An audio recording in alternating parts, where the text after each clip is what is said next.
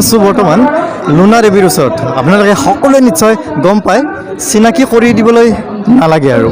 সকলোৱে ফেচবুক চাই আৰু হোৱাটছআপৰ ষ্টেটাছ পৰ্যন্ত লুনা দেৱীক আমি দেখা পাওঁ আৰু কোন হয় সেই লুনা দেৱী ক'ত ঘৰ সকলোখিনি কথা জানিব চেষ্টা কৰিম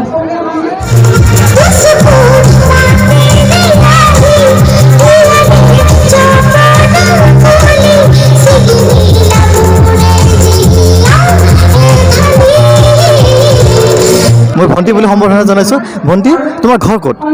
হয় মোৰ ঘৰ গোৱালপাৰা আগিয়া হয় গোৱালপাৰাত আৰু তোমাৰ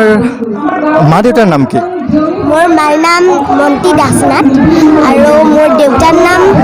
অৰ্থাৎ মই পাপাক পাপাৰ নাম নৰপতিনাথ তুমি কোন ক্লাছত পঢ়ি আছা মই ক্লাছ 7 পালোঁ এইবাৰ ক্লাছ 7 পালা আৰু ইমান ধুনীয়া ধুনীয়া গান গোৱা যে ক'ৰ পৰা ইনস্পিৰেশ্যন পালা তুমি মই প্ৰথমতে ককা আইতাৰ পৰা শিকিছোঁ গীত তাৰপাছত মই গীতৰ অনুষ্ঠানত দুই এটাকৈ প্ৰগ্ৰাম কৰিলোঁ সেইটো সাহস পাৰিলে তাৰপাছত গীতৰ অনুষ্ঠান এটা খুব ডাঙৰ অনুষ্ঠান তাত পালোঁ মই ফাৰ্ষ্ট প্ৰাইজ আছিলোঁ তাৰপাছত আৰু সংগীত স্কুলত দিলে মোক আৰু তাত মই এতিয়া বিচাৰত পাৰ্ট 1 শিকি আছা খুব ধুনীয়া কথা মইহে বিচাৰত পাৰ্ট শিকিব পোৱা নাই তুমি কিন্তু মোক শিকাব লাগিব পাৰিবানে নোৱাৰা হ'ব চেষ্টা কৰি চাম ষ্টেজত গান গাবলৈ প্ৰথম তোমাক কোনে লৈ আহিছিলে ষ্টেজত প্ৰথম গীত গাবলৈ প্ৰথমতে পাপাই মোক দিছিলে সৰু ডাঙৰ এখনকৈ প্ৰগ্ৰাম কৰিলোঁ তাৰপাছত সাহসটো বাঢ়ি গ'লে মোৰ আৰু তেনেকৈ এতিয়া প্ৰগ্ৰাম কৰি আছোঁ তেনেকৈ এটা প্ৰগ্ৰেম কৰি আছা খুব ধুনীয়া লাগে তোমাৰ প্ৰগ্ৰেম চাই আমি খুবেই আপ্লুত হ'ম আৰু তুমি যে ফেচবুক যোগে পপুলাৰ হৈছা জনপ্ৰিয় হৈছা সেই কথাটো তুমি গম পোৱা নে বা তুমি ফেচবুক ইউজ কৰা নেকি মই ফেচবুক ইউজ কৰা মোৰ যোগ্য হোৱা নাই গতিকে মা দেউতাই যেতিয়া চাই তেতিয়া অলপ চলপ চাওঁ আৰু ফটো ভিডিঅ'বিলাক মায়ে বেছি মৰম কৰে নে দেউতাই বেছি মৰম কৰে দুয়োজনে মৰম কৰে কি খাই ভাল পোৱা মই চিকেন খাই বেছি ভাল পাওঁ চিকেন খালে ইমান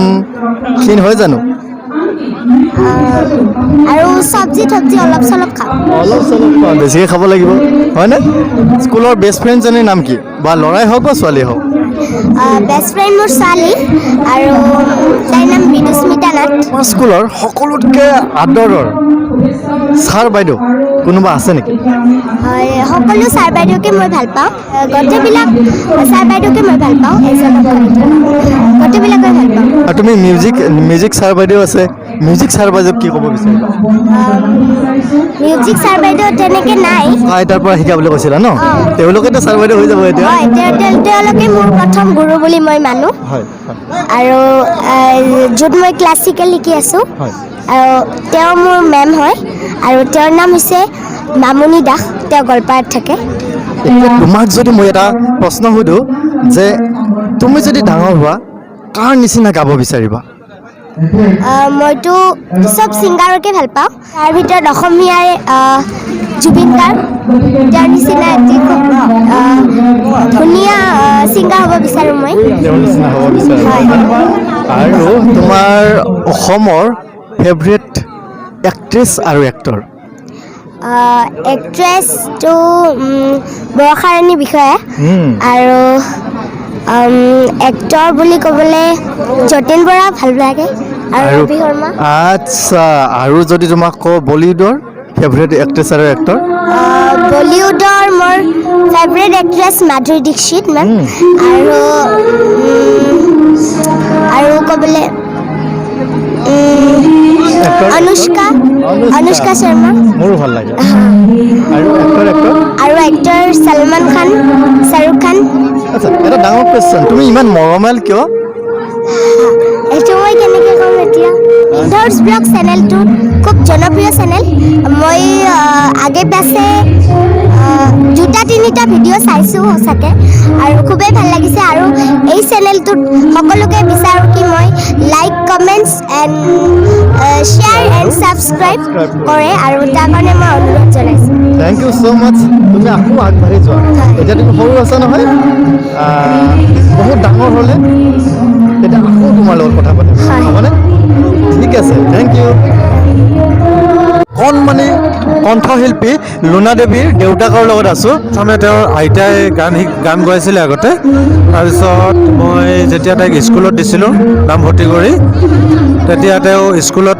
গান গাইছিলে আৰু তাতে মানে পুৰস্কাৰ পাইছিলে। আৰু তেতিয়া মই ভাবিছিলোঁ যে ই হয়তো ভাল গান গাব ভৱিষ্যতে, আৰু সেইটো ভাবি মই প্ৰথমে গানৰ স্কুলত নাম লগাই দিলোঁ। তাৰপিছত তেওঁ ঘৰত তেনেকৈ ৰিয়াজ কৰে, এনেকৈ তেওঁ আগবাঢ়ি গ'ল। বহুত ধন্যবাদ। আপোনাৰ কণমানি শিশুটি আগবাঢ়ি যাওক, সেয়াই আমি কামনা কৰিছোঁ।